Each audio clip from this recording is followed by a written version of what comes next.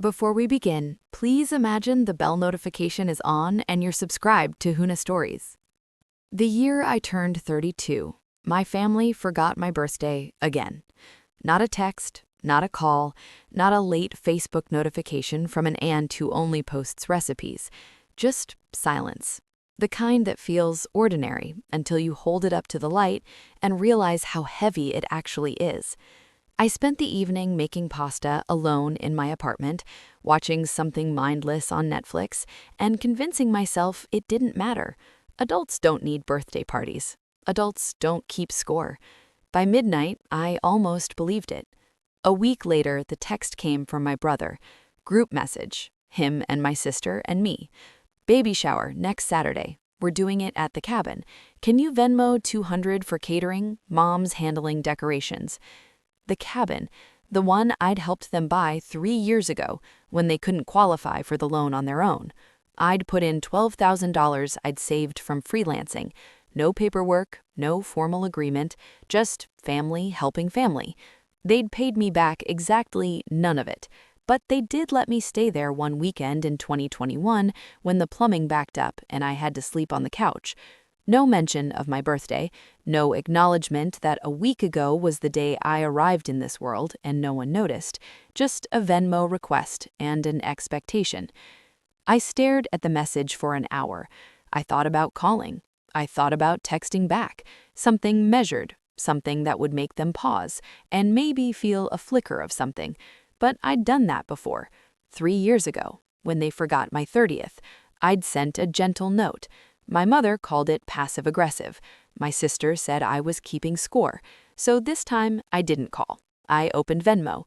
I typed in my brother's name. I entered 1. In the note field, I wrote, "This is what I've got left for you." Then I blocked every number in my family.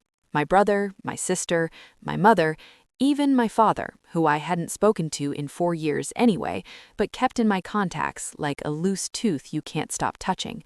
All of them gone. It took 30 seconds. The first thing I felt was nausea, then something that might have been relief or might have been fear. Hard to tell the difference when you've spent your whole life being the one who stays available.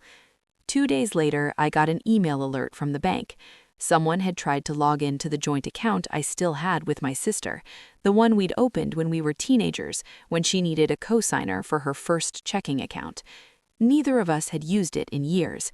There was maybe $40 in there, but she'd tried to access it twice, failed both times, and triggered a security notification.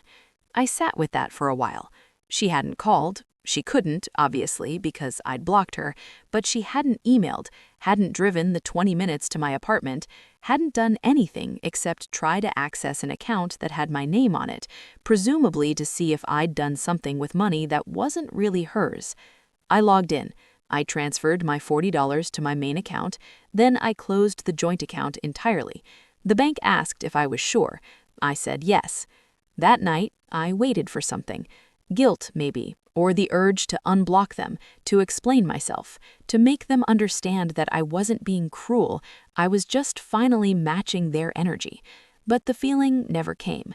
Instead, I thought about the cabin, about the weekend I'd spent there with the backed-up plumbing, sleeping on a couch that smelled like dog, listening to my brother and his wife laugh in the master bedroom while I tried to find a position that didn't hurt my back. I told myself it was fine. Family helps family. You don't keep score. But here's the thing about not keeping score. Other people keep it for you. They just don't tell you the running total until the moment they decide you owe. I haven't heard from them in 3 weeks. Sometimes I check my blocked list to make sure they're still there. They are. Sometimes I wonder if they've tried to reach me from other numbers, if they've discussed it at family dinners I'm no longer invited to, if they've decided I'm the problem and always was. Probably they have. Probably they're telling themselves I overreacted, that it was just a missed birthday, that the Venmo request wasn't a big deal, that the joint account thing was innocent. Probably they believe it. I don't know if I'll ever unblock them. I don't know if I'll ever explain. What I know is this. The silence on the other end of the line feels different now. It used to be full of waiting.